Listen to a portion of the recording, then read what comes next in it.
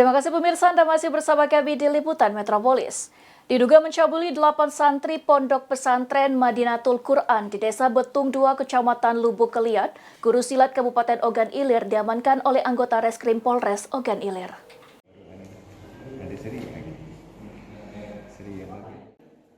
Diduga mencabuli 8 santri Pondok Pesantren di Madinatul Quran di Desa Betung 2, Kecamatan Lubuk Keliat, Guru Silat Kabupaten Ogan Ilir diamankan oleh anggota Reskrim Polres Ogan Ilir. Tersangka bernama Ilham di Desa Betung 2, Kecamatan Lubuk Keliat, Ogan Ilir saat ini sudah ditetapkan sebagai tersangka dilakukan penahanan. Penahanan tersangka berinisial AD sudah dilakukan penahanan sejak Jumat 28 Maret 2025.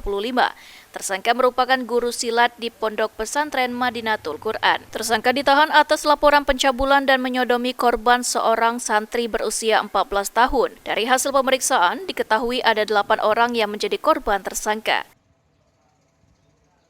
Polres Ogan Ilir melakukan penangkapan dan penahanan terhadap seorang tersangka inisial A, di mana melakukan pencabulan di salah satu